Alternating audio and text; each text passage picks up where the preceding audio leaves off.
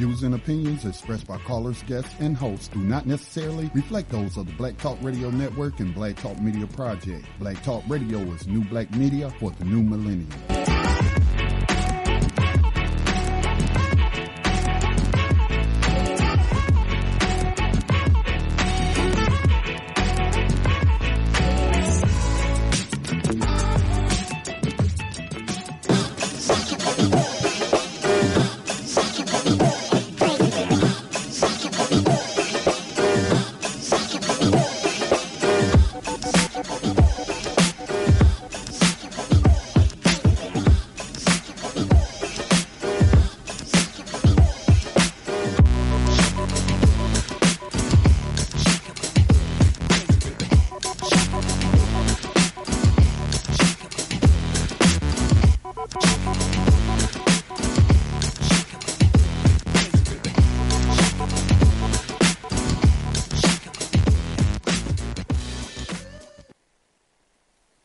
Welcome, everyone, to the Melanated Roots Radio Show. I am your co-host, Brother Tommy, and sitting here with my co-host, Brother Rio. What's going on, Brother Rio? Nothing much, man. Nothing much. Just another day in the A. Just another day in the A. Understood. Brother, we got a really, really exciting topic that we're going to discuss tonight. We're going to discuss the blurred lines of homosexuality, look at it from the standpoint, is it choice? Are people born this way? Is the toxic environment that we are living on causing these issues? These are just a few of the things that we're going to discuss this evening. What you think, Brother Rio? Yeah, it's going to be very interesting. I think we're going to have to bring in some dynamics, of nature.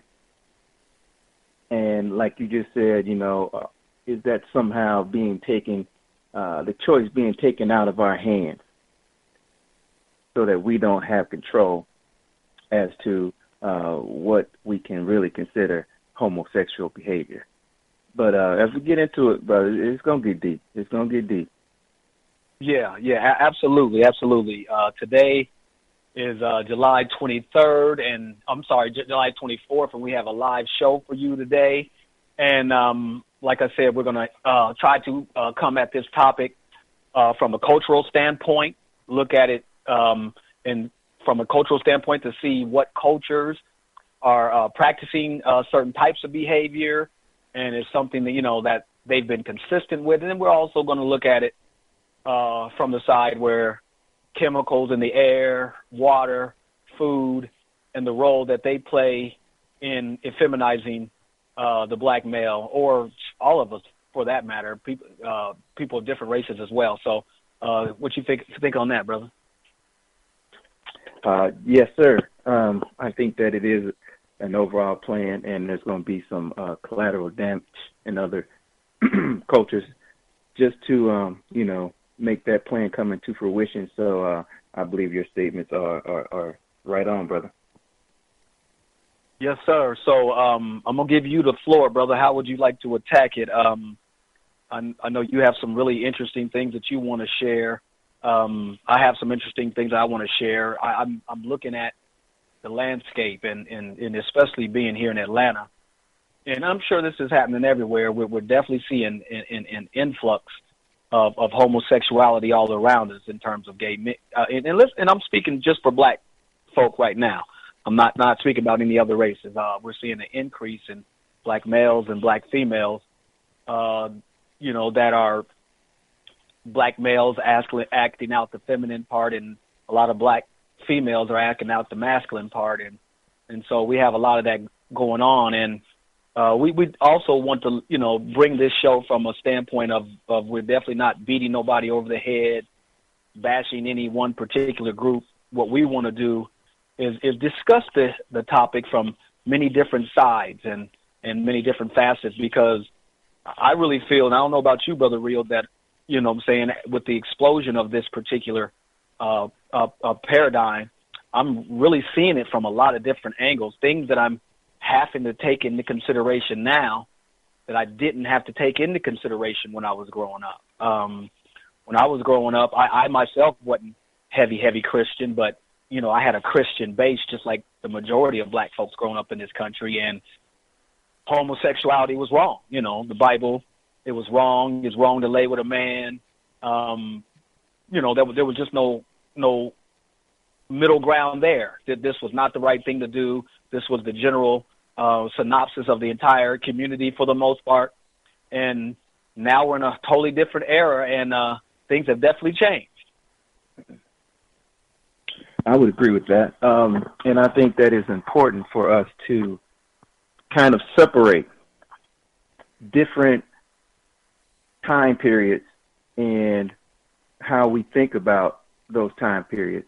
Because the way that the ancestors kind of conceptualized what we call today homosexuality, of course, is different from what we, as being colonized, think of homosexuality, as well as there is a rising trend in the tendencies for same-sex behavior. And as this rise occurs, it spreads out and intersects with many different communities. And as these behaviors become more popular and we see that these particular groups are rising in power, they are strategically planning their own agenda, which they have a right to, and everybody does. Every group, whatever, no matter what you're claiming, they have a right to self-determination. But it was interesting that doing my research for this, I found that most of the research or energy that they are putting forth is trying to, how do you say it? They're trying to look at antiquity and acts which we would define as homosexuality with modern eyes. And I believe that they are attributing philosophies that were not in the mindset of the people they are trying to characterize. And by that I mean the ancestors, who were the first beings on the planet. They were master observers, and they recorded a lot of things for their prodigy, which would be us, to live and learn from. A lot of those lessons come from, just like I said before, just observing the world and themselves. And one thing that they definitely understood was duality. So if you got a front, you got a back. If you got a up, you got a down. If you got a left, you got a right. So in nature, they understood, or they came to understand, that certain actions would lead to reproduction. They also came to understand that, well, if these actions lead to reproduction, there are other actions that may be similar, but they don't yield the same results. So as a culture, we don't accept it because we know it's in nature, it's part of duality. You got a front, you got a back. But culturally, no, I don't think that's the way we want to go. And as time progressed, they laid down not laws, but principles and teachings of how to cultivate one's inner self, so that you can vibrate on a higher vibration, and people within a community and when intermixing with other communities, we can know how to get along with each other. So I would say that you had instances where, for lack of a better term, homosexual actions may have taken place, but the only acceptance was they knew that it was a possibility in nature, because in order to have procreation, then you have to have some kind of deviation or some kind of variant act. And their recognition of that, was accepting of the principles and laws of nature, which they recorded and left for us. But culturally, I believe they tried to instill in us in lessons and cultivation of the inner being and the soul that, that's not a practice that we should be engaging in. Let me touch on that for a second, Brother Real, because I want to take that back to when you first started talking a little bit, because I understand where you're coming from instead of duality, in terms of duality. You have up, you have a down, you have a left, you have a right. I understand where you're coming from, but when it comes to certain behaviors, morality and divinity was a big aspect of our cultural norms, that we did things that dealt with higher level morality and things that moved us towards higher aspects of divinity. So even though we know that there were individuals who are born on this realm that are so debased that they in some ways had very animalistic characteristics and were willing to deviate from the norm. But I would like to say and clarify that I have a preference or a mindset that our ancestors, due to their morality, due to their high divinity, understood between acts that were beneficial for our community and acts that were not. And I'm just not sure that the mind of the African from the beginning would take him to a place where he's openly participating in anal penetration or something of that nature. I don't see that in our culture, and I don't see that in our people.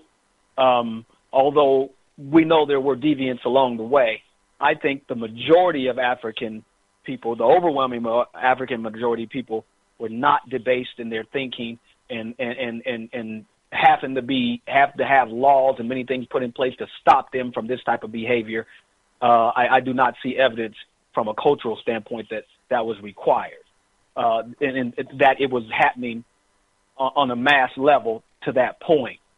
So, yeah, I do believe there are issues at times where you have to show some people, hey, we can't do that. You got to stop that. That's not here. But I'm not sure of the desire for that behavior to exist within us from the beginning.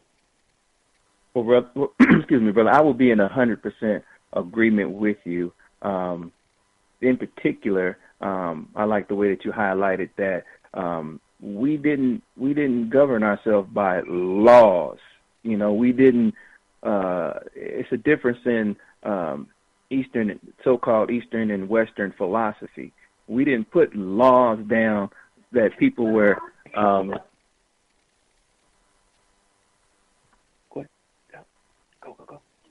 We didn't put laws on the books that people were responsible of upholding under, penalty of being jailed, incarcerated, or killed, maimed, things of that nature. We subscribe more to principles and teachings because we realize that one has to be able to govern themselves on the inside, and they have to teach themselves to vibrate on a higher level in order to get along with each other as well as people outside of the community. And that's the only true way you are going to be able to see, recognize, and accept divinity. So it was about inner cultivation instead of trying to control and manipulate one's behavior like we see once the Europeans come in and colonize, and they start to villainize, criminalize, and they want people to feel subject and inferior and even unworthy and in need of redemption, which are the common themes that we see today. Yeah, so, and to your point, they needed you're dealing with Europeans who needed so-called laws or abstain due to a penalty to regulate their behavior, because their obsession with flesh and their debased spiritual level was so low to where now you're dealing with having to regulate this type of behavior in a true sense of regulating it, because the desire for these people are insatiable, and if we don't regulate it, through the church, then we can't lie to the world and give the false impression that we're civilized. Go ahead, brother. I agree with you. And you also have false teachers who were raised up and taught, and then started teaching, but the things that they were teaching and telling you not to do, they themselves were in fact doing it. Mm-hmm. Which that's just crazy to me. But did you have any final thoughts on that before I kind of give a breakdown of the history of the terms of which homosexuality is defined and in nature? Go ahead and get into that. I definitely think that's an important preface. So go ahead and get into that, and let's deal with that, and let's get to it. Okay. Well, the term homosexuality became popularized and was used at the end of the 19th century, and really came into, common use in the 20th century. It's an adjective, and it was defined as person who was sexually attracted to people of one's own sex. It's an English word of origin, so homo, which means same, I believe that's Greek, and then, of course, sexual. Before it was called homosexuality, it was referred to as paraphilia. And they had 549 types of paraphilia, which was defined as sexual perversion and sexual deviation. Ultimately, they created a manual, and in the last edition, which was the Diagnostic and Statistical Manual of Mental Disorders, they pretty much narrowed it down to 8. You have 8 specific listings for those particular kind of sexual deviations and sexual perversions. Mm-hmm. John Money, he popularized the term, and initially it was supposed to be used as a non-derogatory term for unusual sexual interest. He described it himself as a sexual erotic embellishment, or an alternative to the official ideological form of accepted sex. A person named Frederick Solomon Krauss in 1903, he coined paraphilia, and it entered the English language in 1913. The term Brother comes Rio, from Greek. Is that connected to the word sodomy in any way? What, paraphilia? Yeah. Sodomy is one of the specific listings that fall under paraphilia. It's one of the sexual deviations. Okay, yes, sir. Go ahead. But he coined the phrase, and it entered into the English language in 1913. And the term comes from Greek, para, which means beside, and philia, which means friendship, love. Mm-hmm. It was created and categorized because psychologists and psychiatrists wanted a more descriptive system than the legal and religious constructs of sodomy and perversion.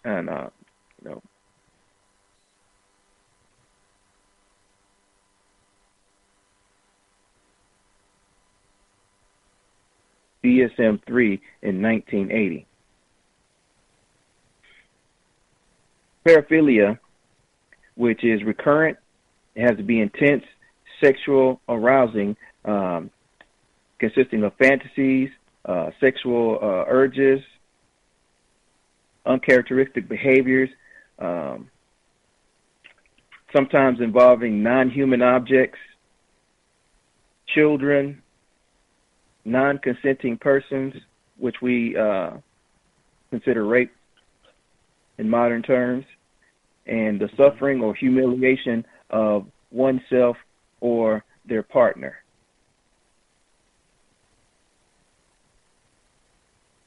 Homosexuality was actually removed from the Diagnostic and Statistical Manual of Mental Disorders in 1974,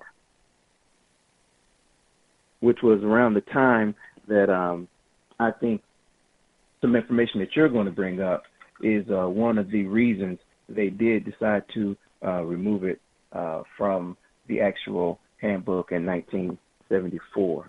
I'm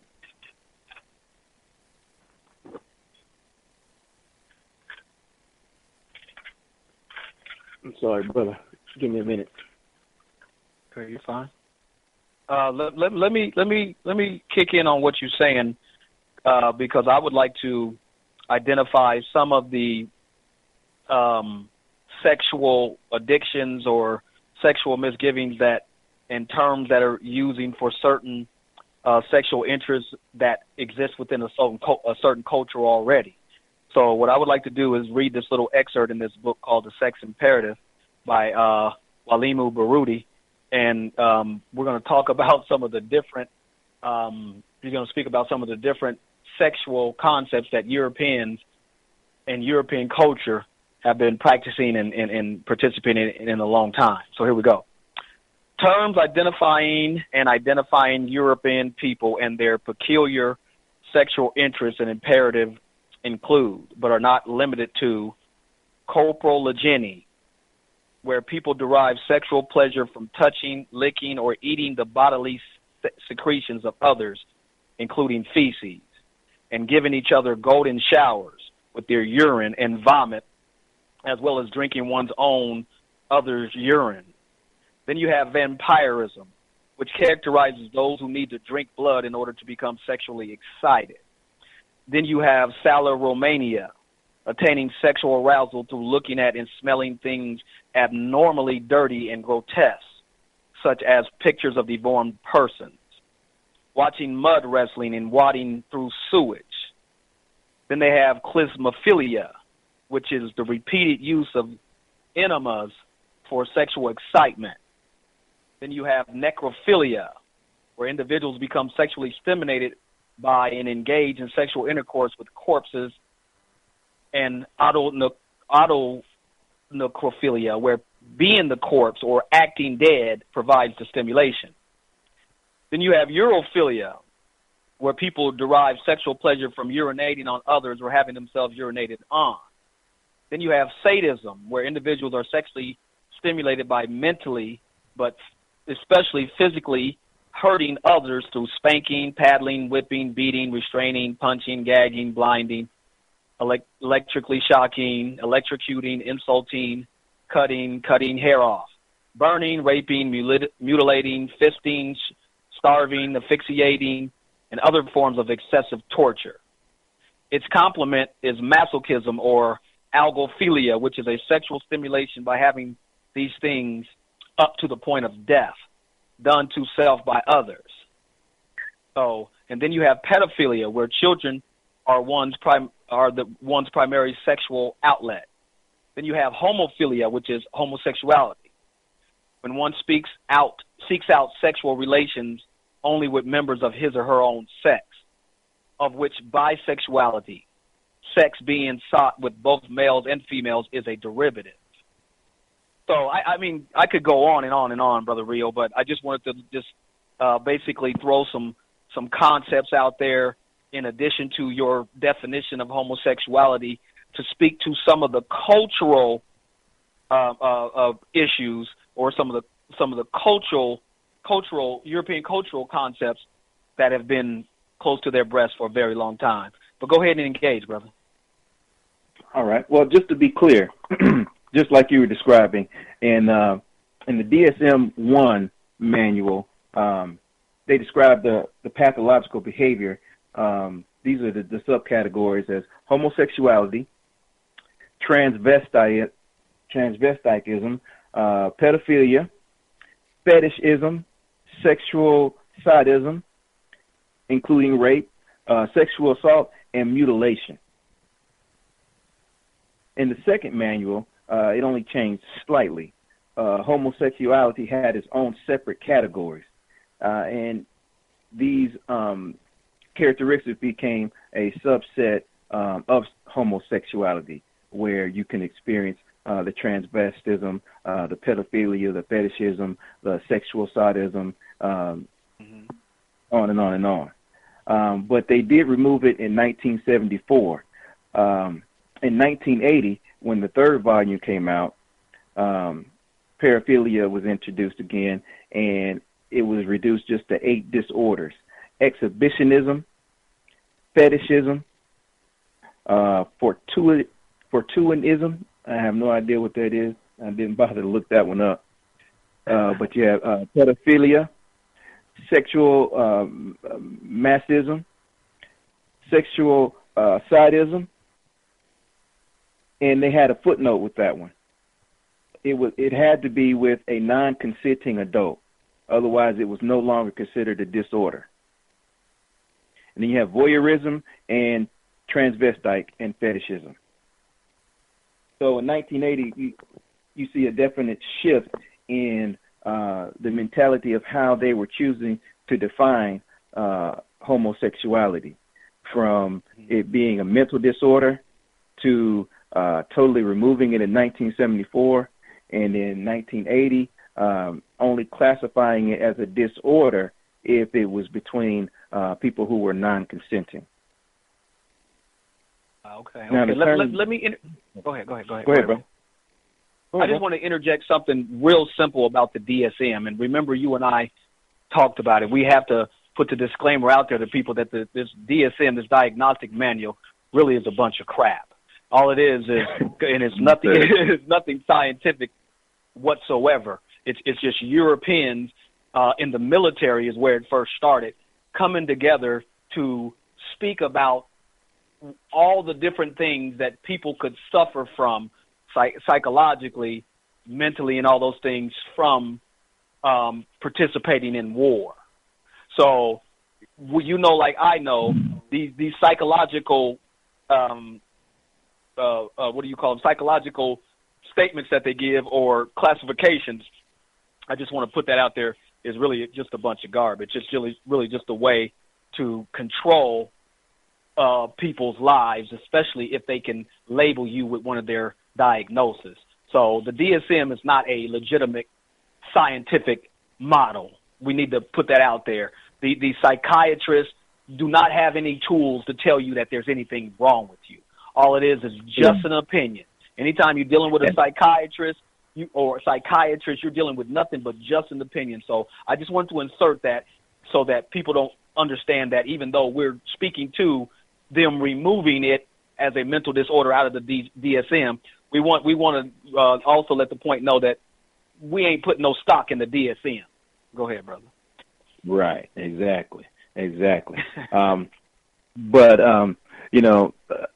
at this time, I think they're also operating off of a bigger plan because of the use of the word gay, which arrived into the English language in the 12th century, which comes from the old French word for gay, which mostly came from a Germanic derivative. But its primary meaning was joyful, carefree, bright, and showy. But in the late 19th, 20th century, the word began to be used to specifically mean homosexual. In the 17th century, it started to take on connotations of being addicted to pleasures and dispensations. It came to generally be able to describe someone who was carefree, and he started to take an uninhibited look at the world. So they didn't have any kind of inhibitions, or they were morally kind of loose. They didn't have tight constraints. They didn't line up ideologically with the hardcore religious people or Christians who were gaining in popularity. So gay began to be terms that described women who were prostitutes, just with loose morals, or a gay man at that time period was known as a womanizer. A gay house would be a brothel. Now, a gay boy was called a prostitute, specifically to me. Also, a gay cat was a term for a young man who was apprenticing for particular skills or trade or for protection. And what he was trading was sexual favors to the person who was providing the teaching or the protection. Mm-hmm. So ultimately, gay started meaning flashy and showy, and then it became specific to homosexual around the middle of the 20th century, especially due to it being a mental illness. So I think what we're looking at was a way to kind of soften the term, because people didn't really identify positively with the term homosexuality. So they popularized something that made you feel a little better once you heard it, such as gay. Well, hey, homosexuality sounds a tidbit better than sodomy, so you'd think they'd be happy. Hey, well, what was the other word you just used? That was the word prior to homosexuality? Paraphilia. Paraphilia? Yeah. Paraphilia. They're trying to make it phonetically sound, but yeah. But that sounds like you got something really wrong with you. Paraphilia. What you got? Hold on, man. Exactly. So they they play in the game of making it phonetically sound good, so that you don't identify with the act every time you say it. Right. But these the way that it's come down in history from the 19th to 20th century, with being addicted to pleasures and dispensations to uninhibited by morals or constraints of religion and how one should live their life. People started looking at it as, this is a lifestyle choice that people are choosing. So, that's the way you want to live your life. You're morally loose. You're a loose cannon. You're outside of societal norms, but, it's your choice. So in 1974, they took it off the books. That was the perception, I feel, that they were giving to the public. But we both know that what it really was just, division and confusion. And, it really kind of blurred the lines of gender roles. What was the man's responsibility? What was the woman's responsibility, traditionally? And, how are we supposed to do those roles now in this present time period when, I'll speak for our community, black men are being oppressed, and it's very difficult for us to get a job. The government has instituted welfare to where the woman can make more money with the man out of the house, and to the present day where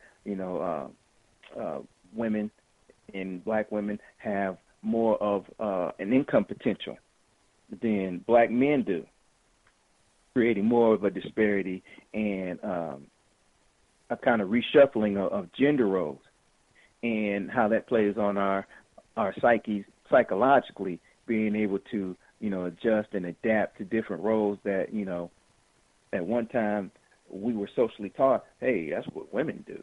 So, you're not supposed to be doing that. You're supposed to be out there, winning all the bread and doing X, Y, Z. So now, from the perception, you have women acting and playing patriarchal roles, and you have men, kind of in the background being demasculated. But well, go ahead. Go ahead. I was going to just, go ahead. Finish up. I was just going to, segue into, upon further research, we find that, the chemicals and the foods, and along with the trauma and the stress that have been put on to us, also affects our hormonal balance and what we kind of are limited to kind of experience. But I know you have more information on that, but that I'm going to let you introduce. So I was just kind of segueing into, the research that you've kind of put together on altered genes, hormones, and how that affects the mentality of our people, as well as kind of robbing us of the choice of a lifestyle, taking nature away and our self-determination away, and kind of making us deal with our own demons on the inside, which are not of our own creation. So with that, go ahead and kick some of the information that you were telling me about earlier. Well, what I would like to start with first is culture is the main component to all groups of people, because culture, like Dr. John Henry Clark says, informs you of who you are and what you still must do. So I believe the main component of this particular behavior boils down to culture, the cultural thought of a people and how that influences his behavior. So what I would like to do is start with a few a little information I'm going to give out about culture and how culture shapes who we are and what we are, and how the culture of obsession with flesh, pedophilia, homosexuality is coming from a particular place, and that people now have control and have their culture on a mass level and inundating other people with that culture, and that culture is now starting to cause more and more problems within the middle psyche of the black male, black female, and the black family. So I'm going to start out with a reading by Marimba Ani. She wrote the book Urugu. It's a Afrocentric critique of Eurocentric thought and behavior. And she writes this: the germinal principle of the being of a culture, its essence, it is like a template that carries within it the pattern or archetypal model for cultural development. We might say that it is the DNA of culture. At the same time, it embodies the logic of culture. The logic is an explanation of how it works, as well as the principle of its development. Our assumption then is that the asili generates systematic development. It is ideological in that it gives direction to development. Cultural asilis may not be changed. So asili is he's talking about what is the core of your cultural basis, is what she's speaking of. And the asili of the European culture leans towards obsession with flesh, homosexuality, and things of that nature. And I'm going to read a quote that I wrote down by a major player in European culture, Plato. And I think once I read this quote, a lot of people are going to see that eventually we're going to get to the chemicals on the backdrop and the level that they're playing, but in the forefront, we're dealing with culture. And this is what Plato said in his symposium in the year 385 BCE. So we're dealing with a long time ago. Plato argues that love between males is the highest form of love, and that sex with a woman is lustful and only for means of reproduction. Only with men can the male reach their full potential? And he's speaking specifically to older men dealing with younger boys. So here we looking at a cultural thought.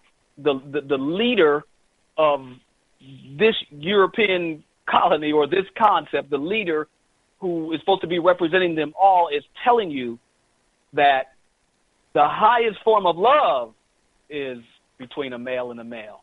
It's only lust when you bring a woman into the picture. So we are dealing with a certain type of mindset, and we are dealing with a certain cultural practice, and I think that is the beginning of the onset of homosexuality coming in to influence the African culture. I think it starts with the European culture, Greco-Roman period, into the Roman period, and I'm sure way before that and not documented that there was a certain type of behavior physically going on, sexually, obsession with flesh, and our interaction and our contact with them and eventually being subdued by them, basically, we were inundated with that particular culture and that particular mindset. You feel me, my brother? I do, and I think that I think that speaks directly to what we opened up the show with, in terms of there being two different mindsets, which today we popularized by saying Eastern philosophy versus Western philosophy. You know, you have the new Greeks on the scene, hyping up their own culture and the way that they see their interactions and the way that they want to express love and devotion. Wow. Let me get this in. Let me get this in before you go too far, Rio. Because there was some more. There's some more about culture and how it influences people's decisions. Like for instance, one thing that we wanted to talk about was, are people making these decisions on their own? You know, yeah, I'm choosing to live a gay lifestyle. Are they making this decision on their own? And I think we might want to redress it after I read this little quote. The impact of the group on the cultural socialization of an individual's decision. Isolating particular individual choices, as if individuals develop their desires, skills, and personalities in a vacuum and not families, groups, and society, and whether intentional or not, ignores the social conditioning individuals go through that fits them into the culture. Humans socialize humans. People become who they are through interacting with others, conforming their behavior to a cultural standard. They are educated through the rewards and punishment applied by significant others. All societies and groups socialize their members to conform to their cultural personality. So I'm looking at that, Brother Rio, from the idea that, hey, I was just born this way. This is just the way it is. It totally overlooks the social structure, the culture, and how the culture is informing you on what is right, what is wrong, what's the best way to apply yourself, what's not, how should I look, how should I not look, is this appropriate or is this not appropriate? So we know if we look at the power of culture, then we have to now look at the idea or the concept of I was born this way as opposed to I was acculturated to this decision. Tell me what you think, bro. I'm in agreement, but I believe it has to be prefaced with time periods in particular. If you're talking about during the times of the Greeks, then I'm thinking that it was more of a choice. It was a way that they chose to participate in their culture. And, you know, that one of the side effects to, I guess, using the boys as women is very traumatizing, and it's been shown through science, Pavlov's dog and other experiments of that nature, that the human psyche can get used to a particular kind of stress. And once that stress is habitual, then, it seems normal, no matter how crazy it is. Mm-hmm. And, during that particular time, that was really when the European was trying to exert himself and come to full power. So they were doing a lot of traumatic and stressful things to themselves, but also to other cultures. So at that particular time in history, I believe it was more of a choice, a lifestyle, or an oppression, or a tool just to kind of seize power and control. Mm-hmm. What are your thoughts on that, brother? I feel you. I feel you 100%. And I want to continue along this path of establishing certain cultural behavior and how that is eventually leading to what we're going to kick on real hard in a minute, the chemicals that you and I have talked about. I'm going to read one more thing to you, brother. And this is talking about the European culture and how it creates certain types of relationships with other ethnic groups, and how these relationships are going to be unstable because of the psychopathic cultural mind that they have. Okay, it says right here, because we often forget the universal nature of male-female complementary, our scholars must constantly remind us that stable, nurturing, and lasting relationships are abnormal in the psychopathic racial cultural personality, the individualistic state bred by European culture. They are imaginary and without substance. It is the facade, the illusion, the image of stability and mutual love that is most important to a wholly political culture. It is the fabrication of deliberate and calculating cultural mindset. And in the attempt to appear normal, they try to write their behavior as everybody. This initiative is found in the assumption that spouses naturally cheat on each other simply because they have excessive infidelity rates. Those thoughts and behaviors, which they apparently cannot stop or control in themselves, they have declared normal in their excess.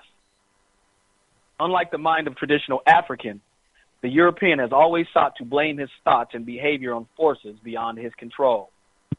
Bobby E. Wright naturally included this glaring poem with the stability and longevity of nurturing relationships among Europeans as one in a collection of the quality characteristic of the psychopathic racial personality. Now, let me give you an example of the psychopathic racial personality. The psychopathic is usually sexually inadequate, with very limited capacity to form close interpersonal relationships.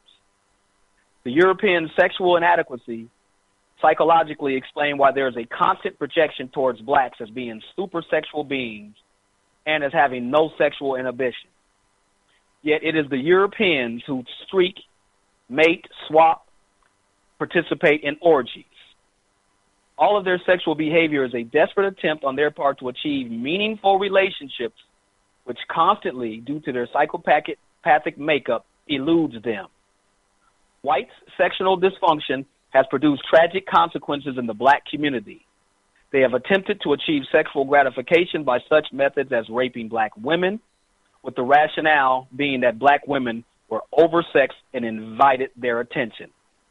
Black men were castrated with the explanation being that their animal passions had to be contained. The sustained sexual atrocities committed against the black race by the white race has no parallel in history, and there is no scientific explanation except under the rubric of psychopathology.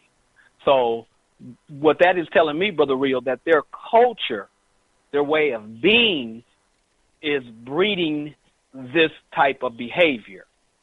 And when you have a culture breeding this type of behavior, and now that culture has eclipsed your indigenous culture, you as an African, a black Moor, an indigenous of this land and all the lands, you are now being inundated in an alien culture.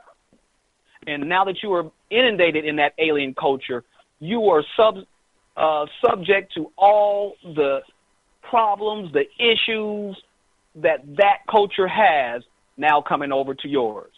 So we are dealing with a psychopathic culture and a flesh-obsessed culture, a sex-obsessed culture, and we are now become its subjects fully. I would have to agree with you 100%, brother. So let me ask you this. Would I be correct in saying that their patriotic philosophy would be one of the things that is at the core of their asili? Mm-hmm. The man wanting to dominate the woman, because in his culture and from his background, his woman was a liability. Mm-hmm. In our culture, our women were equals. They were, we had matriarchal societies. And him seeing that, along with the accomplishments that we were able to achieve with that balance, had to destroy that, as well as fear that. But in the back of his mind, he also envied that. So he had to destroy that in order to rise into power. But he wanted to kind of put the illusion on himself to the rest of the world that this is how he operates. Yes. But behind closed doors, he's really just doing that same old foul mess. Willing to do anything. He's willing to do anything.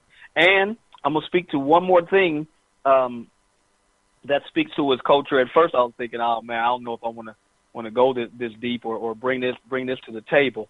But if we have to even take it even a further step to the cultural, the psychopathic cultural norms that exist in this culture, that not only is he willing to be obsessed with physical flesh of humans, he's also willing to be obsessed with that same flesh of animals.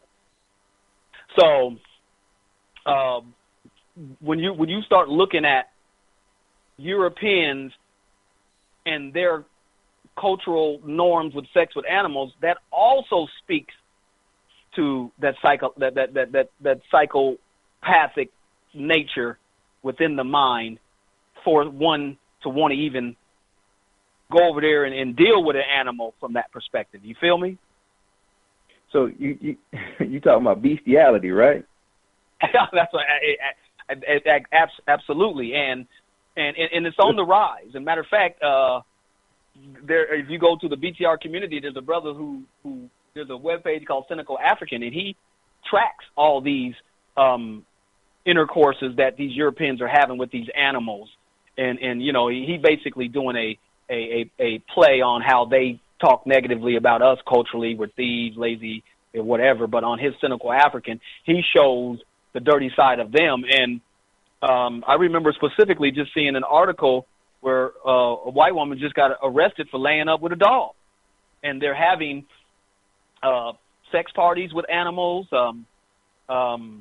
It is happening across the board. So not only are we dealing with that extreme obsession of flesh, you're also dealing with bestiality. So we're looking at a cultural concept here that is pretty debilitating, brother. Wow. So right here, let me read this to you. Evidence of the origins of bestiality can be found in the crude drawings of the most primitive Europeans. It is as much a part of them as an absence of melanin. Pictures of humans engaging in sex with at least a donkey and a moose, as well as acts of homosexualities and orgies, go as far back as the Neolithic age. Mythologically speaking, it was Zeus himself who turned himself into a swan to have sex with Leda.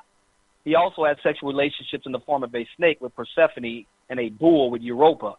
It requires a special imagination and or reality to dream up and scope for public viewing the image of a woman having sex with a bird. That European imagination is still actively and progressively at work. For these and other unnatural sexual acts have evolved down to this day as a part of their rituals and tradition. It is consistently seen down through the ages as a part of their normal interaction with their world. No recorded break from these practices can be found except when they choose to selectively elude all or some of these activities from their public historical record. I'm going to read this last thing. Part of one of Richard Pohl's, who wrote the book Black Spark, White Fire, did African explorers civilize ancient Europe? Make note of many of these presumably primitive and extinct behaviors, like engaging in ritual sexual intercourse with a horse and public performances of intercourse with their mothers and sisters. These immoral and repulsive excessive extremes are still unquestionably evident throughout Western culture today. Okay. It's still going on, in other words, brother. And I feel you. But I'm gonna play. I'm gonna go ahead and play devil's advocate for a minute, and I want to see how you are going to respond. Because I ran across an article, and it's by a website called Erasing 76 Crimes. You want to get to that now, or do you want to get to that after the break? We're going to be coming to a break here soon. Or you want to start a little bit, then we come to it? Yeah, let me go ahead and start a little bit, because we got about 5 minutes, right? Yeah, okay, go ahead. Okay. Well, this is called, this is an article, and it's called 21 Varieties of Traditional African Homosexuality. And it states that at least 21 cultural varieties of same-sex relationships have long been part of traditional African life, as demonstrated in a new report that is designed to dispel the confusion and lies surrounding Uganda's anti-homosexual bill. The following discussion and the 21 examples are from a report called Expanded Criminalization of Homosexuality in Uganda, a Flawed Narrative, Empirical Evidence, and Strategic Alternatives from an African Perspective, which was prepared by Sexual Minorities Uganda, which is a gay and lesbian group in Uganda. In their work, anthropologists Stephen Murray and Will Roscoe, who are they wrote a book called Boy Wives and Female Husbands, Studies in African Homosexualities, and they themselves are admittedly practicing homosexual lifestyles, just so you can keep that in mind. But in their works, they provide wide-ranging evidence in support of the fact that throughout Africa's history, homosexuality has been a consistent and logical feature of African societies and belief systems. Another, Deborah P. Armory, speaks of a long history of diverse African peoples engaging in same-sex relationships. Drawings on anthropological studies on the pre-colonial and the colonial eras, it is possible to document a vast array of same-sex practices and diverse understandings of gender across the entire continent. These examples include, number one, and this I feel is probably their strongest case, one notably explicit Bushman painting which depicts African men engaging in same-sex sexual activity. Number two, in the late 1640s, a Dutch military attaché documented Nzinga, a warrior woman in the Congo kingdom of Mubundu, who ruled as king rather than queen, dressed as a man and surrounded herself with a harem of young men who dressed as women and who were her wives. 18th century anthropologist Father J.B. Labatt documented the Ganya Shitbandi, presiding priest of a particular tribe, a group within the Congo kingdom who routinely cross-dressed and was referred to as grandmother. I could go on, but you get the gist. The rest of them just kind of echoing that same type of sentiment. And I'll let you gather your thoughts, and you can respond to that after the break, brother. Yes, sir. Yes, sir. Okay, we'll be back right after the break.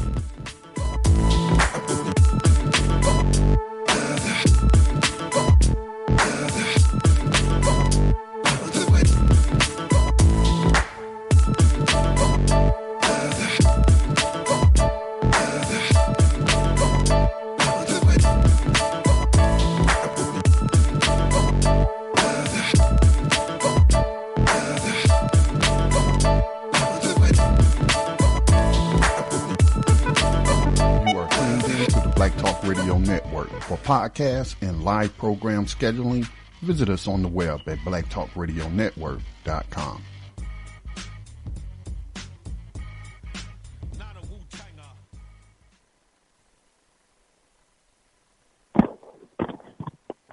Welcome back.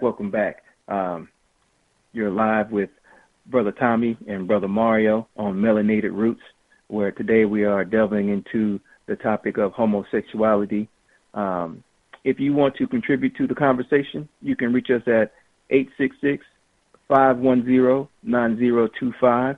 Be sure to hit **.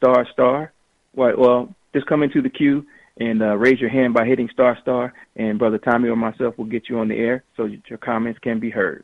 Brother Tommy, before we left the break, I read a few statements that the LBG community is, these are the things that they are researching, and this is the info that they're saying they're coming up with in terms of, the history of Africa. What are your thoughts on that?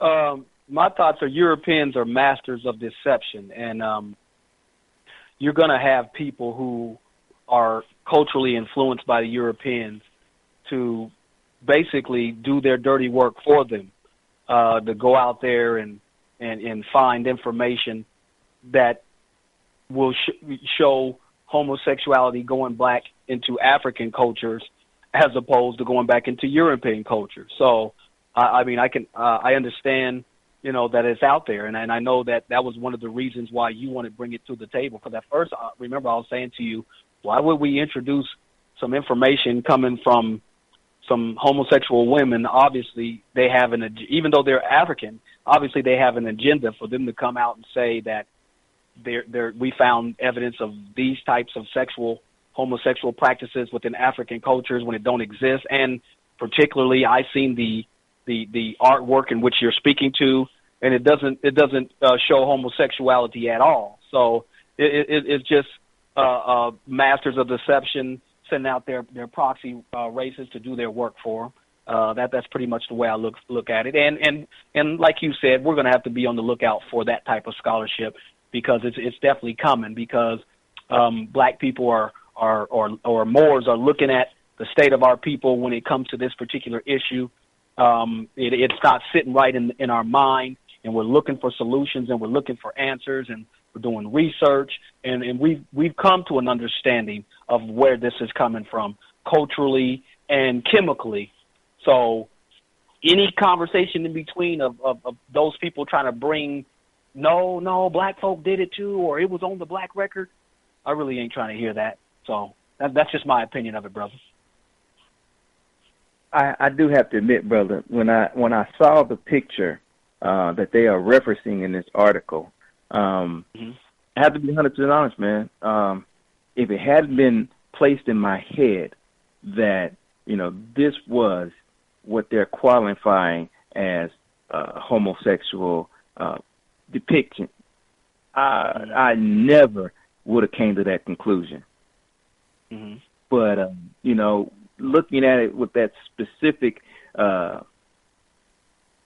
implant, you look at it and you're turning your head different kind of ways, and you're trying to see how can this be construed, right. to an act, a sexual act, period. Sexual act, period. And the longer you mull it over in your head and you try to justify it, and you're looking at it like, well, maybe if you look at it like, and I'm just like, it's just too hard and too difficult. It's like, to me, I thought, they were reaching. But, for the people out there, this is definitely coming to a head to where it's going to have to be dealt with, no matter what your opinion of it is. We feel that the family needs to be aware of the information that is out there, because one thing that I am noticing is, across color lines, across gender lines, gay and lesbian communities are banding together, and together they are exhibiting pressure and power to get their own agendas and influence out there. Mm-hmm. So the information that they're coming up with, you're going to see this trickle into different avenues of information, whether it be religion, whether it be anthropology, as the article states, whether it be, studies on culture, whether it be school curriculums. Your kids are going to have to deal with this information sooner or later, and probably sooner, because, as we know, they're getting more political power. So the family just needs to be aware, whether they vibe with the information or not. They need to be aware that the information is out there and plan accordingly. Prepare your kids. If you want to teach them something, go ahead and start teaching them now before you have to unlearn them and then, teach them what's really going on. But, just be aware, family, that, things aren't always what they seem, and there's always a bigger agenda at play. And I can see this one playing out. They're laying the groundwork for this to be just to infiltrate different facets of education and things that we encounter within our daily studies. So, moving on, Brother Tom. Yeah, hey, okay, Brother Rio, we got a call, 404-395. Oh, that's Brother Reg. What's up, Brother Reg? Hey, how you brothers doing? Chilling. Brother Reg. Okay, I want to go to your statement about what this person that did their, I guess, their study in Uganda. Okay, for a personal fact, I was in Uganda, and it's truly looked on very badly to be homosexual, to where you will not be beaten, they will kill you. I mean, if you whisper to a brother, I want to touch you, kiss you, or anything like that, it might be your last night on the planet. So what I'm saying is these people that's recounting these statements are doing it, Mario, I know you touched on that, to try to say that it's not so. But I lived it. I've been there on the planet because, they might have some actions because they're more touchy-feely than we are. Like, you brothers might hold your hand or touch you, and, your arm and hold on to your shoulder and all that, but they're doing it out of love. But the minute you try to throw any homosexual out of any way to anybody over there, it might be your last day on the planet. So I disagree with the person who did the study that it's not real in Uganda, because it is. And but Museveni was forced to recant that gay law by the pressures of the U.S. and the British money that they was going to pull out the country. Mm-hmm. So go ahead, brother. Speak on that. But, Brother Reggie, just for clarification, what they are arguing is that that reaction that you're speaking of and that has been popularized in the media, they're saying that reaction is the result of Western civilization coming down into Africa and imposing their religious views as well as their colonized concepts of how Africans deal with homosexuality.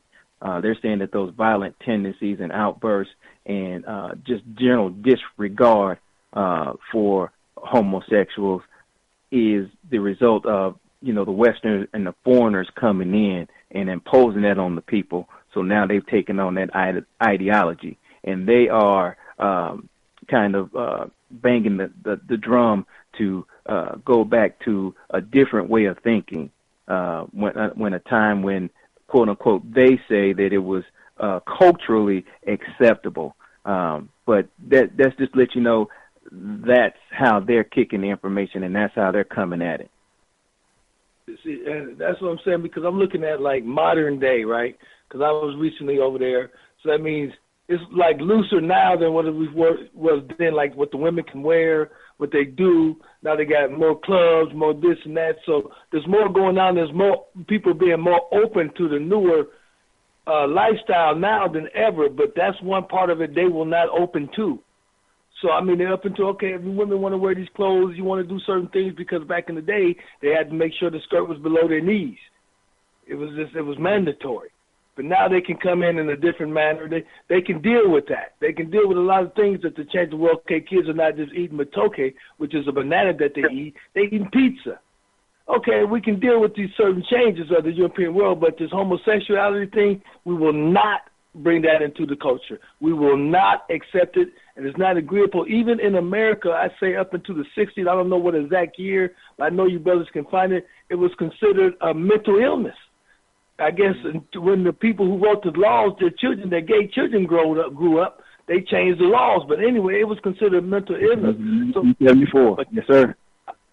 So I'm against homosexuality, but that doesn't mean that let me see. Let me not be human. Say not be human, because if we have brothers, sisters, cousins, auntie, nephews, and nieces in your family that might be homosexual, that doesn't mean that you doesn't love that person, because they've been in your family forever, and you never loved the person in the first place because if you found they're homosexual. I'm not saying don't love that person, because that wouldn't be human. What I'm saying is I don't think it's natural. So you brothers can speak on it. Real quick. Hold on, Rio. I think. Okay, go ahead. Go ahead. Go ahead, brother. Oh, go ahead, Rio. I was going to ask you, when you were in Uganda, in your time in Africa, did you ever see someone who was gay or lesbian? Yes, sir. I seen a homosexual male. And how was he viewed throughout the community? He was shunned pretty bad. He was pretty bad. And the thing about it is, we don't know he was homosexual because he could never pass the act to anybody because he know he might die. But you see certain tendencies, so you think, yeah, this dude's gay, but he can't let nobody know. Right. Let me tell you something. And plus, that makes sense. One thing that you said, that if you look at Ugandan culture or culture in Africa, and let's take Uganda to be specific because you was in Kampala, and if you look at all the westernized cultural concepts that the Ugandans are allowing in, I think that makes a very strong point, like you said, that even though these Western things are coming in, one thing that they will not budge on is homosexuality.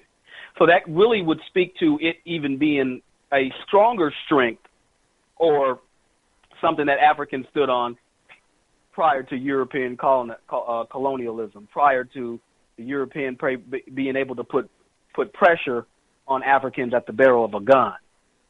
I'm assuming that the barrel of the gun has a lot more influence than it not having. So if it was staunch and strong before the barrel of the gun, and after the barrel of the gun we're still fighting it, then that kind of speaks to where we've always been at on that issue. Brother Tommy, I would say even more powerful than the barrel of a gun would be the forcing of religious beliefs. Okay. Hold on for a sec, brother Rio. We got another call coming in. Okay. Well, let me make a statement. Which we know the Arabs came in and with their religion, followed by the Europeans. But go ahead.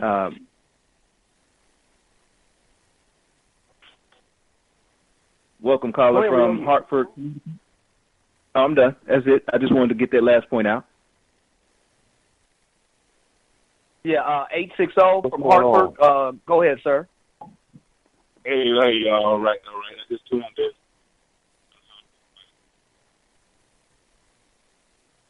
We're having a difficult time hearing you.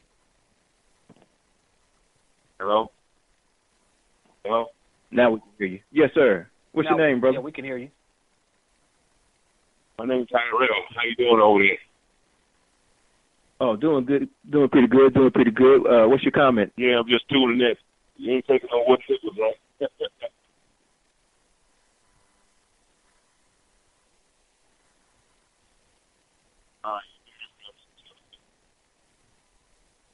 Brother, you going in and out. You must have bad reception, cause we can't hear you. We can't hear you at all. Okay. I think what he's saying is that he's just listening to the program. So we'll just keep him on mute, brother, and just keep pushing, Rio. Yes, sir. Yeah, and anytime you want to jump in and contribute to the conversation, you're more than welcome. But go ahead, Brother Tommy. I think you were saying something to Brother Reggie? Yeah. I think we beat it down pretty good. I just wanted to kind of speak about the cultural things that the European that are coming from his culture that are now infecting our culture. I was going to also speak about what European males would do to black slaves on the plantation in terms of the homosexuality that existed on the plantation as well. They talk about. We just can't lay it all on the doorstep of the European, because the Arabs, they did a lot of damage as well. We don't have to go into that. Absolutely. I'm only speaking about the European because we are inundated in that culture here. Right. I just wanted to put that on the record. I didn't mean to interrupt the flow. Go ahead, brother. No, you good. I was only speaking to it because we are inundated by that culture here in our ancient land here, and that culture is flowering here and causing certain problems in our culture.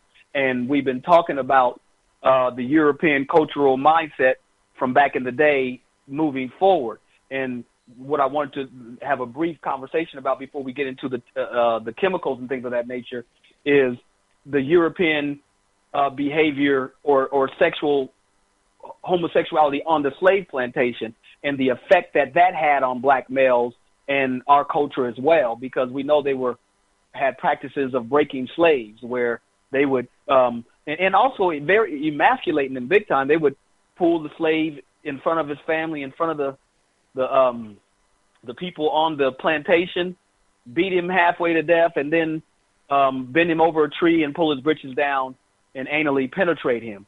So these are the things that European males were doing also, and I think that affects the psyche of the black male also in terms of emasculating him. That was a process that they did on the slave plantation as well.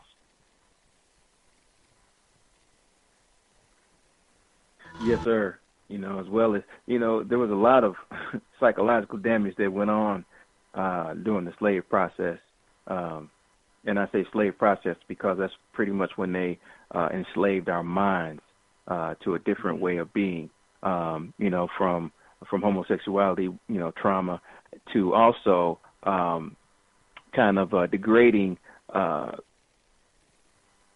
men to just be the other extreme, highly virile, and just being studs, just to produce offspring. There was no caring, no affection, or nothing. Get in there, make children. Come on over here and make another one. Come on over here and make another one. Come on over here and make another one.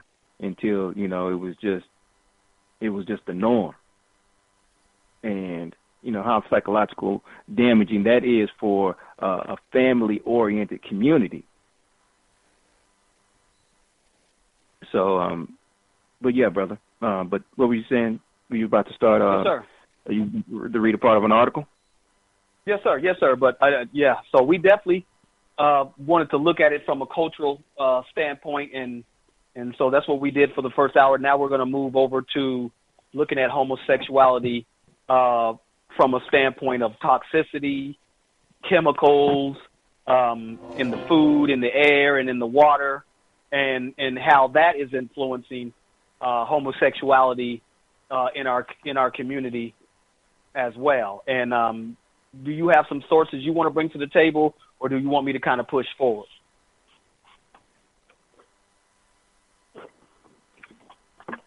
I believe I can go ahead and set up what you're going to, some of the information that you're going to bring forward,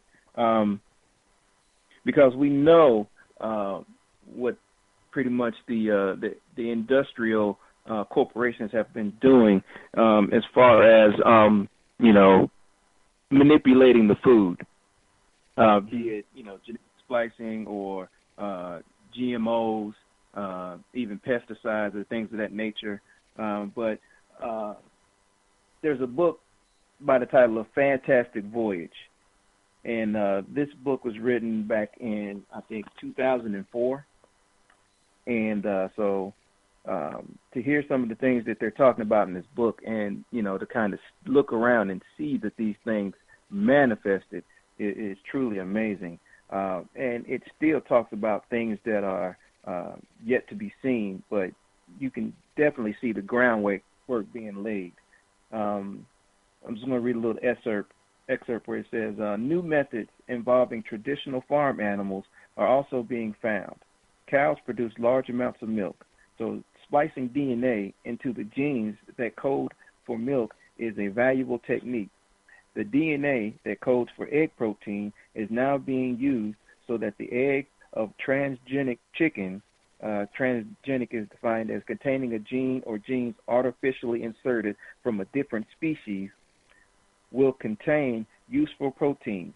In the near future, we will have farms, spelled PHARMS, where the animals have had their genes altered so that their milk, eggs, or even semen will produce recombinant proteins to help treat currently untreatable or only partially treatable conditions.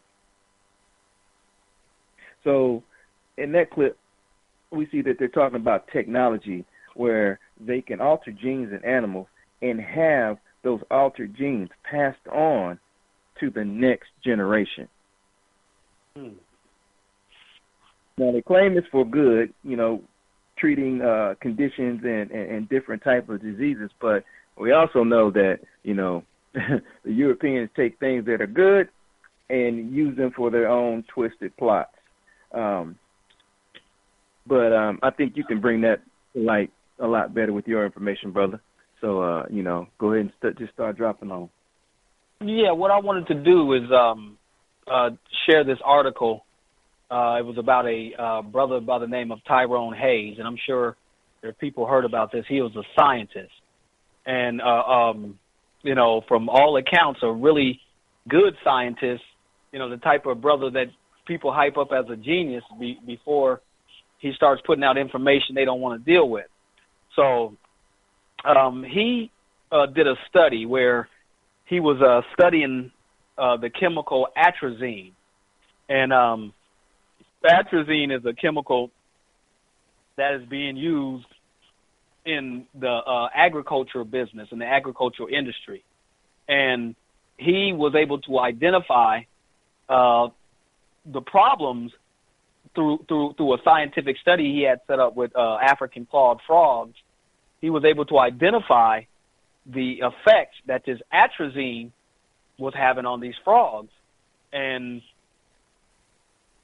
he also spoke to how we have similar aspects of, our emotional body, physical body that are similar to frogs.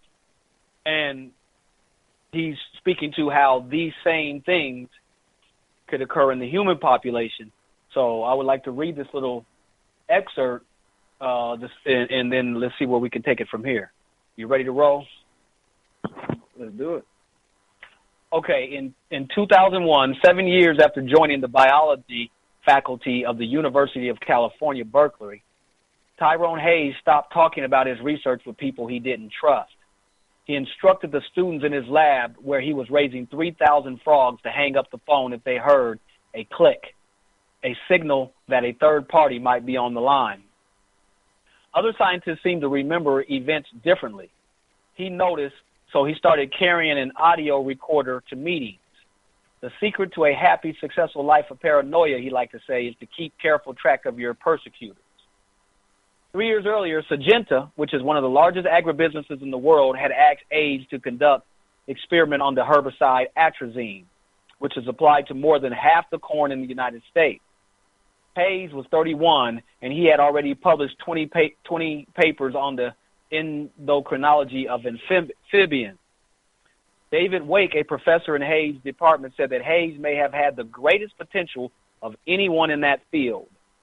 But when Hayes discovered that atrazine might impede sexual development of frogs, his dealings with Syngenta became strained, and in November 2000, he ended his relationship with the company.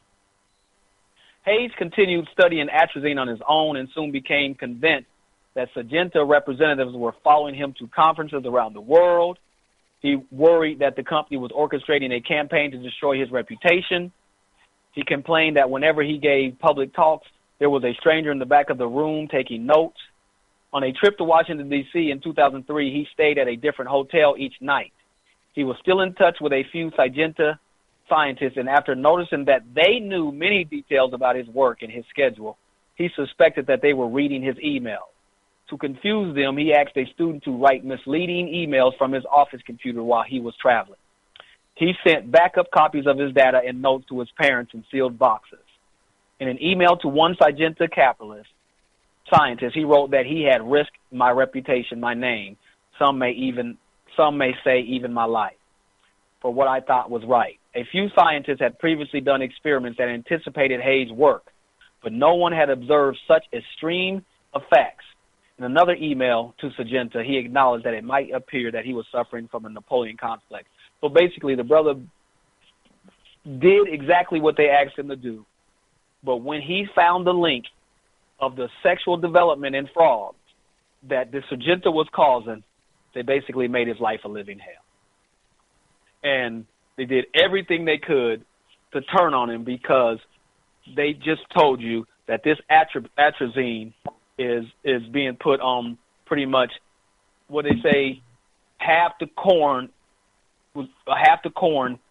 that is being produced in the country, more than half of the corn in the United States. Now check this out. Atrazine is the second most widely used herbicide in the U.S., where sales are estimated at about $300 million a year. Introduced in 1958, it is cheap to produce and controls a broad range of weeds. Glyphosate, which is produced by Monsanto, is the most popular herbicide. A study by the Environmental Protection Agency found that without atrazine, the national corn yield would fall by 6%, creating an annual loss of nearly $2 billion. So $2 billion worth of profit is their reason for putting this atrazine on the crops, even though they know it is causing sexual orientation problems in these frogs. Okay, but the herbicide degrades slowly in soil and often washes into streams and lakes where it doesn't readily dissolve. Atrazine is one of the most common contaminants of drinking water. An estimated 30 million Americans are exposed to trace amounts of the chemical.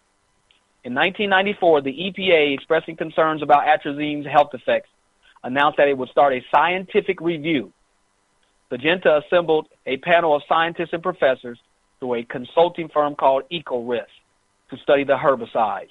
And then what happened was Hayes eventually ended up joining that group of scientists. And this is what the panel said. Although I do not want to make a big deal out of it until I have all the data analyzed and decoded, I feel I should warn you that I think something very strange is coming up in these animals. After dissecting these frogs, he noticed that some could not be clearly identified as male or female. They had both testes and ovaries, and others had multiple testes that were deformed.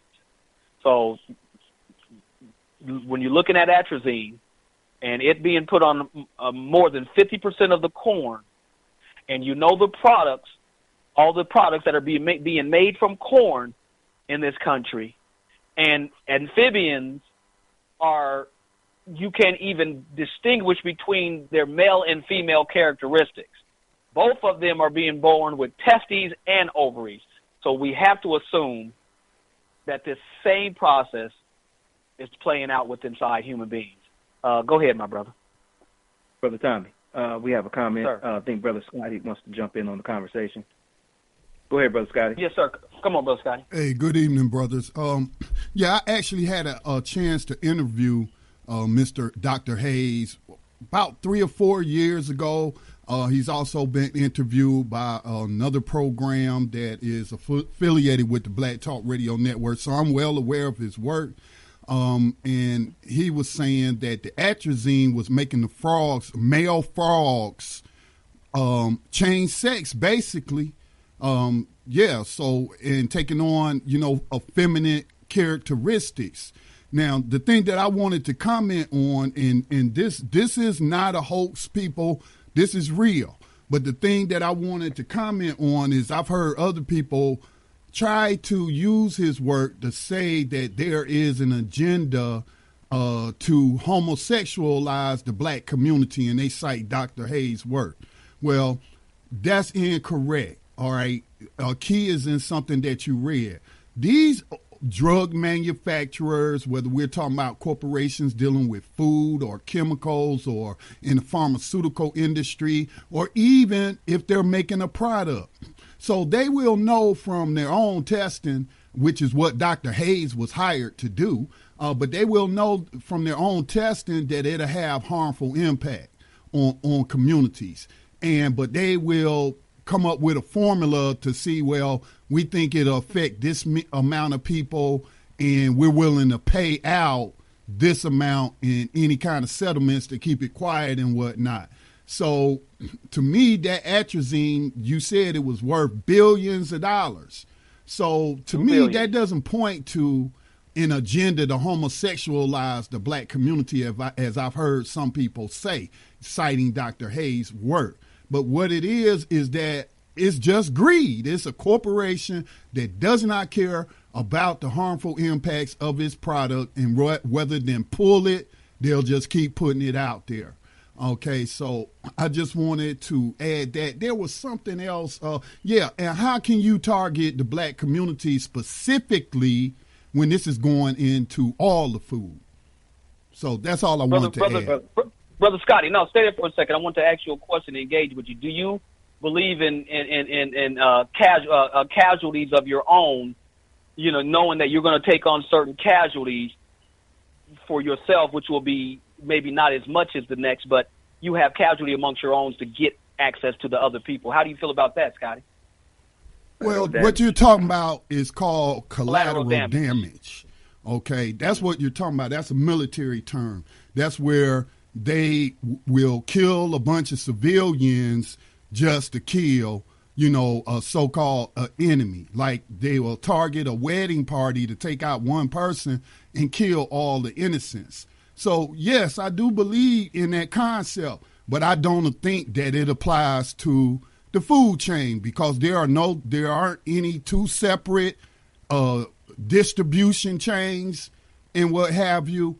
And so I live, like, for example, I heard people say, well, that's why men have boobs and stuff. That's why you seeing black men with man breasts now and stuff like that. I live in a rural area, predominantly white, and I see lots of white men who are obese with man boobs.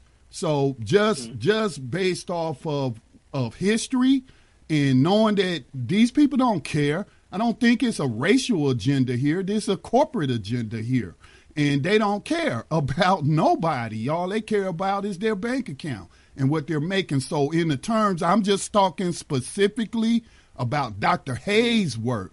I think that there has been no evidence presented to prove that the black community is getting a certain type of food that's different from everybody else's. Understood. Brother Rio, you want to bring that home, and we got a caller in queue. So, Mario, follow up with anything you have from Brother Scotty, and then caller 423 from Chattanooga, we're going to be coming to you in a minute. Brother Scotty, I agree with you 100%. The plan is not to simply target the black community, but collateral damage is part of the plan, because the small amount of Europeans, Tammuz, or white people who are going to be victimized by the plot far outweighs controlling a population of people who are already outbreeding you, despite all the other birth control aspects you are trying to implement, as well as your low birth rate through no fault of anybody else's. So,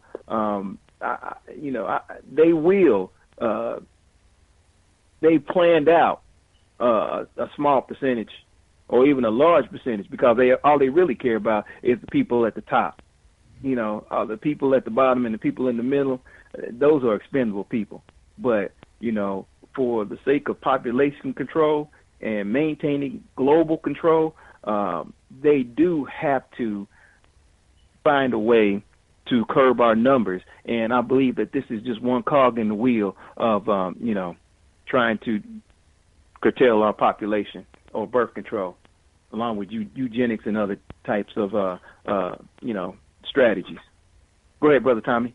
You can introduce Absolutely. the caller. Caller 423 from Chattanooga. What is your name, and please give us your comments, sir. Yes, greetings. How are y'all doing this evening? Greetings. This sounds like Brother Jerry. Yes. How are you? How are y'all? Doing well. I just noticed that y'all was doing the show, and I wanted to check it out. I just have a few questions. I've heard of scientist Brother Hayes also, and I've seen some of his work. And one of the things that I haven't come across while checking him out is the rate at which this dies down. Like you said, it kind of disperses when it's in the ground, but once it gets into the water stream, whether it's reserved drinking water or just local lakes and ponds, how long does it last before this kind of dies off? Because we know there are fish that eat the frogs, and for some of us who live around these lakes and streams, we fish, and we don't know if those fish, those bass, or what have you, eat these frogs, because that was the only animal that I can remember that he said they was finding this in within the amphibians. So is it a time frame for where this would kind of die off, especially if the frogs are being eaten, or do they kind of mate off and it goes back regular? Because I think that would have something to do with the human population also. So that was just my question. You're gonna jump on that, Rio. Let me say one thing real fast, Brother Jerry. When you're looking at atrazine and a lot of these herbicides and pesticides that they're using, all these things are flowing into the groundwater, ponds, rivers, and lakes. So it's not just the frog itself that is deformed swimming in the water. You have the chemicals that are latent in the water itself and that are affecting the fish itself without eating a frog, and affecting many other life forms within the water. I just got through watching a documentary where up in West Virginia they're doing all kind of fracking, and they're using heavy chemicals, and the chemicals are running into the waters and the streams to the people who live in the area. And there was this family who lived close to a little river, and they had a garden, and they thought they were eating organic food. They did their garden up. They was putting everything organic, but the water, when the creek rose, would overflow into their garden, and it was making it grow and making it look good. But come to find out that the toxicity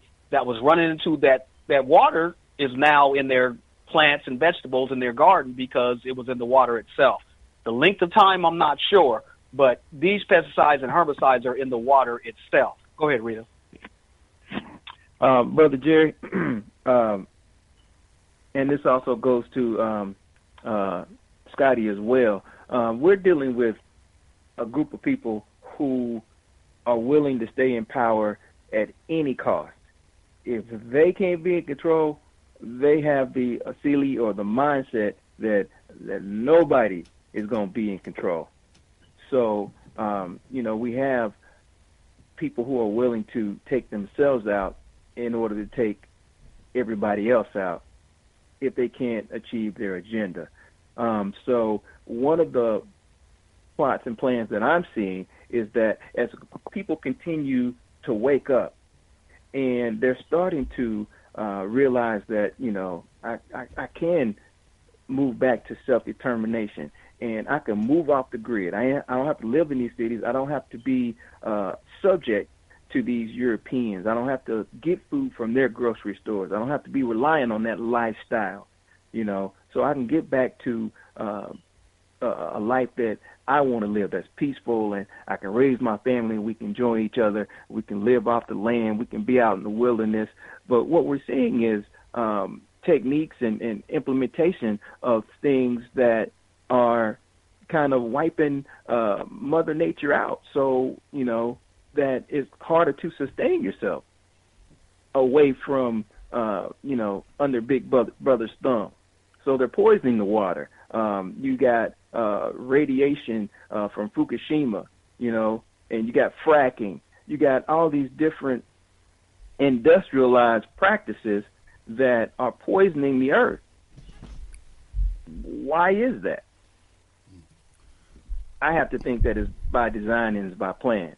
Brother Scott, I see you want to jump in. Anything you'd like to add? Yeah, I had, I'm just recalling some stuff I had read years ago, but there are, I can't say a exact number, but they are saying that from the 1950s, because there was no kind of environmental protection agency, any kind of regulations that would protect the water and protect, the soil as well, is that there are so many chemicals in our environment that we just don't know, and we're surrounded by them.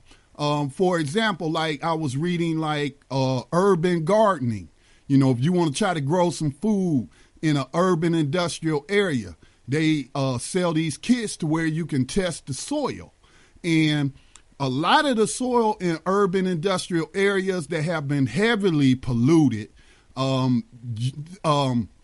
it gets in the food if you plant it in that soil. So like the thing that I was reading, it was teaching you how to, make raised bed gardens. That's where you put down tarp over the ground and then you buy new soil that's uncontaminated and then grow your garden in your urban environment that way. So I'm just saying that, man, even where I live in a rural area.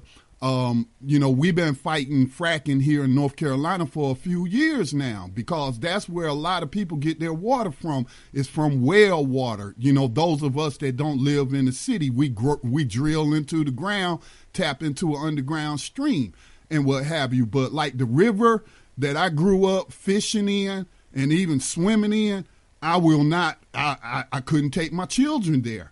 I noticed one time when I took my children fishing one time, that the fish was having sores on them, on the outside of them, visible sores. And I was like, no. And I was like, no, we're not swimming in that no more. And so the River Keeper, which is a nonprofit organization that monitors the river, they're saying that Duke Energy from their coal ash ponds have been polluting the Catawba River, and that they're finding carcinogens in the fish. So I don't even fish in that no more. So it's just all around us. Yes, it is. Very observant, Brother Scotty. And I just wanted to add on to your comment, and then we have another caller, and then I believe Brother Tommy is going to bring it home as to other ways that they are polluting the atmosphere, so that, they continue to contaminate as well as alter the genes within our bodies. But Brother Scotty, you brought up the institute of them creating an agency to protect the environment, when, as you can see, the environment is more polluted than it has ever been. So, what that really was is just a cover-up to force the people to get a license to do all the things that we were able to do for free. So you can fish, but, you got to have a fishing license. Yeah, you can hunt, but, we're going to need you to get a license to do that. So it was more for controlling the people than protecting the environment. So, again, we're seeing the psychosomatic mentality of a people who just need to have control. But Brother Tommy, go ahead. I see that our time is limited, so we can go ahead and get this caller, and then I'm going to let you bring it on home. Brother Reg, I see you there, brother. Go kick at us. Yeah, I just got one quick thing. They got to the point to where we're speaking about them putting things in the food to like these young sisters on WIC programs. Like when they see this is a little boy, they're giving them the Infamil or the whatever, the Similac, and they're putting estrogen in that can. When it's a little female, they're putting testosterone in that can. So it is going in that food, and the WIC programs are doing it in a lot of levels.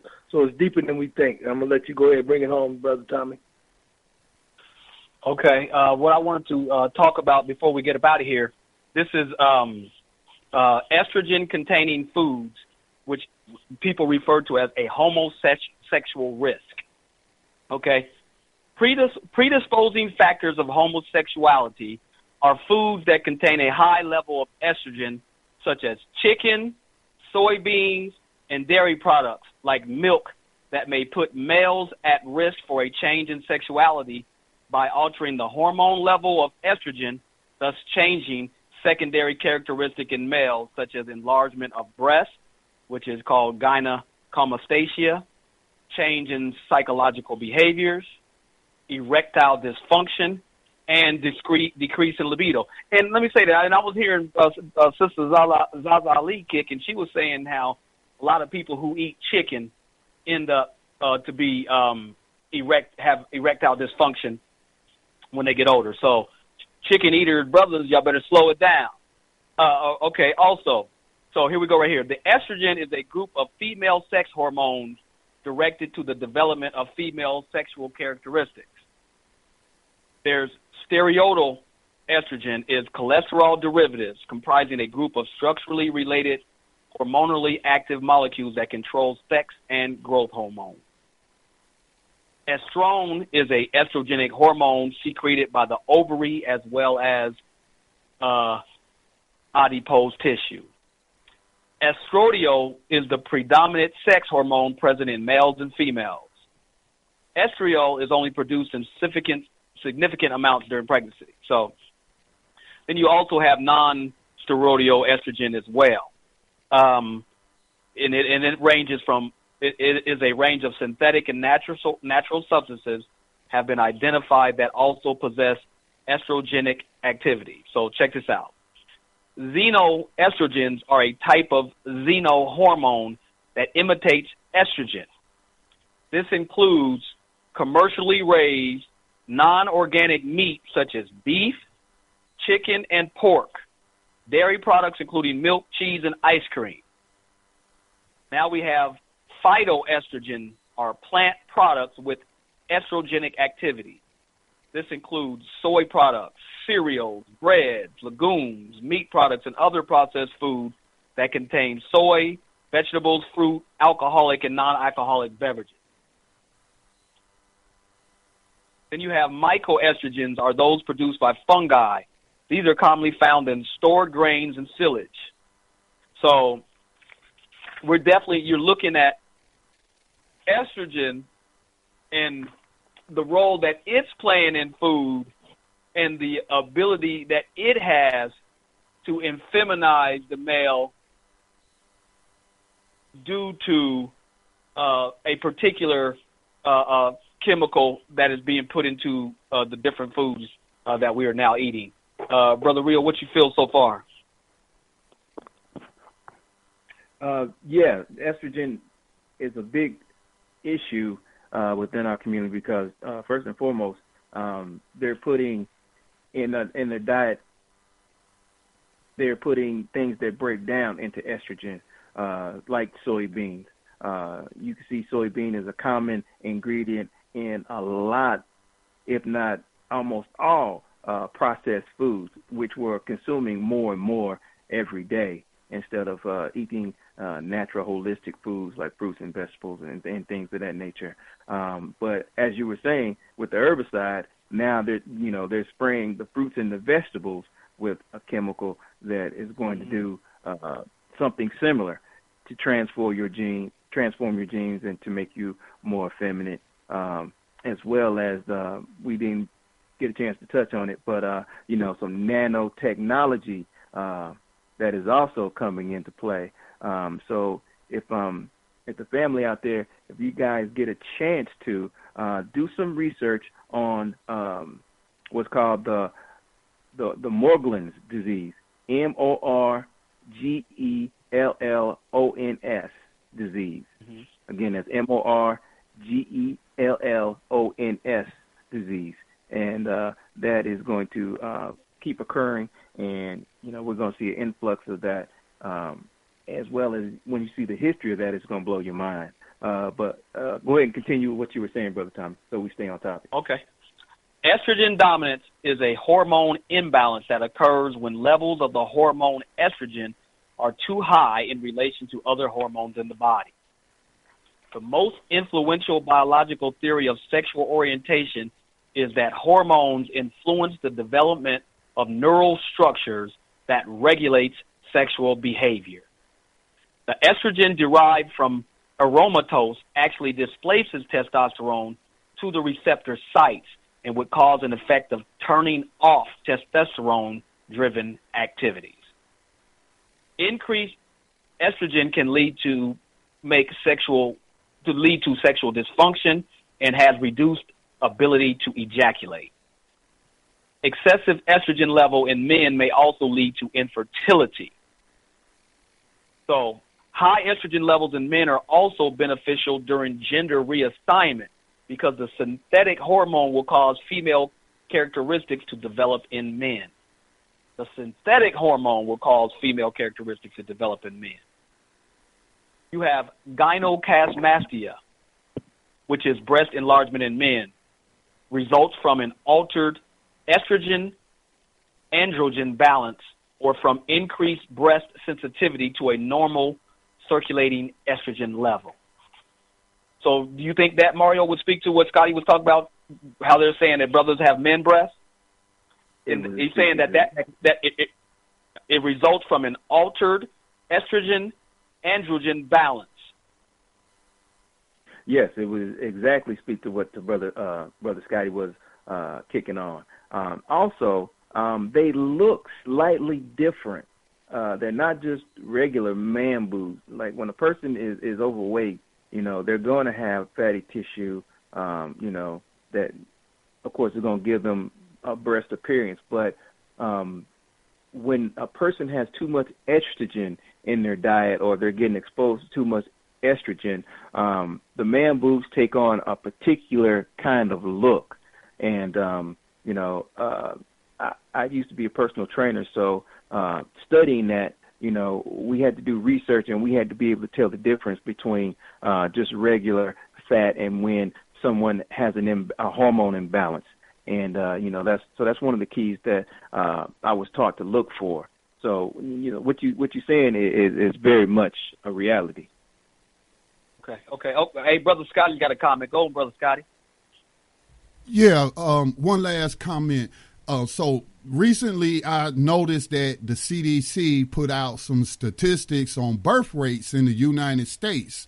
And they said that, for example, we've had this campaign about teen pregnancies and we want to reduce teen pregnancies. So they're showing for the first time since they started tracking these sort of statistics, which I believe is sometime in the 1960s, is that teen birth rates are at their lowest. Now, they called teen birth rates from the ages of 14 to 19.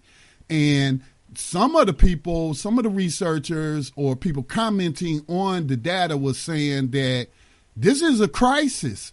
They're saying that this is a crisis in terms of being able to sustain the human population. Now, they did not, from the information I read, they did not state what the causes of this decline in birth rates in the United States was about. And I wonder if, like, soy products was mentioned, and I read a couple of studies that was done in Europe by scientists who showed that GMO soy products sterilize mammals, the mammals that they were testing it on, like guinea pigs and stuff like that, and saying that it within 2 to 3 generations, those generations will be born sterile if the parents had a diet of those GMO soybeans. So No, I haven't read anything that made that sort of connection of why the U.S. birth rate is so low at its lowest point in terms of teens right now. So I just wanted to throw that out there. Yeah, but I feel you, Scotty, and it's about to hit on soy products here in a minute. And I was just getting to that. Let me. It's definitely covered through the soy products as well. So I feel you. Also, some men may suffer from depression and psychological effects as they tend to become more assertive, like females. Elevated level of estrogen can cause loss of muscle tone as well. Okay, homosexuality is a romantic or sexual attraction or behavior between members of the same sex or gender. There are different theories on homosexuality. One, Freud believed that men were born bisexual and that they became homosexual as a result of their experiences with parents or others. Two, Ellis believed that homosexuality was inborn and therefore not immoral, that it was not a disease. I don't even know why I even read that. That was a waste of time. I'm sorry, fellas. Estrogen's actions in the brain and the basis for the changes in men. Estrogen can cause dimorphism. It occurs of two forms in the same species in men. Estrogen in males can cause activational reversible effects or hormonal modulated responses, which dictate sex differences to males for cellular and functional level, but are not in themselves true dimorphism. Increased levels of estrogen can slow the production of testosterone in men, thus female characteristics begin to be manifested by males. All right, here's the last one I'm going to push. High levels of estrogen can alter the normal functioning of males, thus predisposing males to manifest female characteristics. Males who have increased level of estrogen may exhibit characteristics of females. Increased estrogen in males can cause reversible effects or hormonal response, which alters the sex presentation of males. High level of estrogens are found in foods like soy products, processed meats, and some of the dairy products like milk and cheese. So it's all over in our food. And we're looking at a heavy reason why, if you look at this rapid increase in homosexuality. And not only that, our girls are bigger, a lot faster. Their cycle coming a lot quicker. The development, walking around here, 9, 10, 11, 12-year-old, looking like an 18-year-old or a 16-year-old or a 17-year-old. There's a lot of developments occurring, and we got to pay attention to them. Go ahead, Brother Rio. Well, it's also going to contribute to women having more dramatic mood swings and having, being unstable in their emotions, which, of course, is going to affect the inner dynamics between the black man and the black woman. You're also going to have higher bouts of breast cancer, fibroids, and just an imbalance in a woman. Too much estrogen is just as harmful as it is for men who have too much estrogen and it's not supposed to be there. So it's harmful on both ends.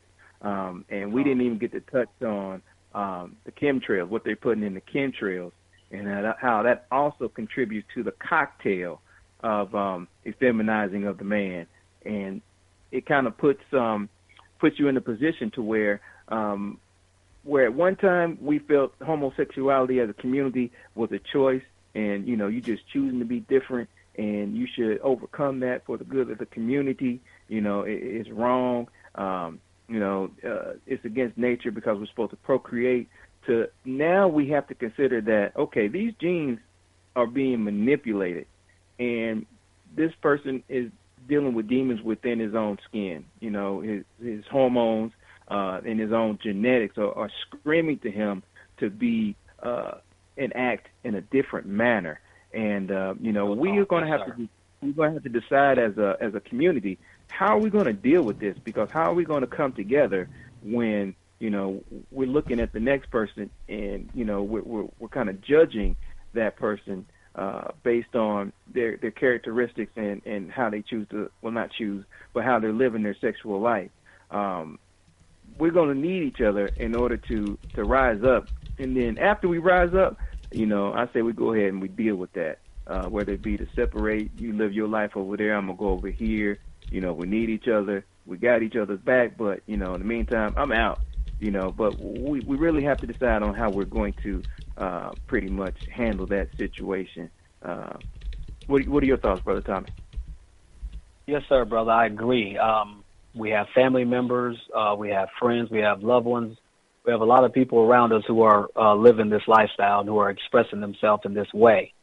And I agree. When we were raised and especially when you are a manly man or you look at the world from a certain mind frame from the masculine perspective, you view it in a certain way.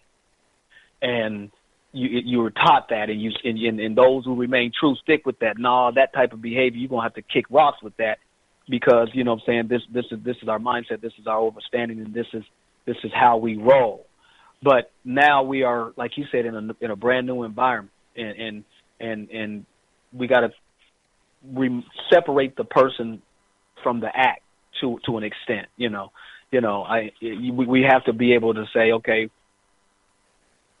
we have to look at this from a bigger scale, especially when we take into consideration the chemicals, we take into consideration the brutality that's been put on our people by this group of people, and the sexual behaviors that is being taught through their culture. And you start to combine those things, and the broken home and the emotional issues that each person is on their path while they're here. Yeah, I agree. We got to get away from judgment and get into a place of understanding and figure out how we can best be used to move this in a direction to where it will start to benefit our future generations, as opposed to fight it, beat it, argue, point fingers, and have it break down to where we have nothing to build from. So, man, we have to embrace all brothers, all sisters, all conscious minds who wants to move towards something positive. Hey, we got to understand where it's coming from and see it for what it is. And keep pushing and educating brothers and sisters. Go ahead. I think that was well said, brother. And my final comment is, I think that was very well stated.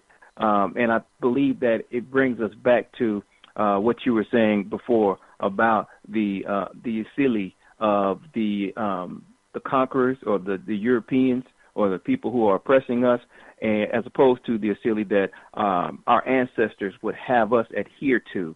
And I think one of the best examples of that would be the way that they try to impose law upon everyone, whether it be the statutes and codes, which we started to kick on last show, or whether it be the way they choose to approach religion in their 10 Commandments.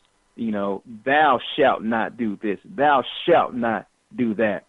Whereas our ancestors were trying to cultivate us internally from teachings and principles like Maya. When you get in front of the mirror and you're looking at yourself, or you go in front of, judgment, and you say, I have not, or in the morning, I will not, and in the evening, I have not.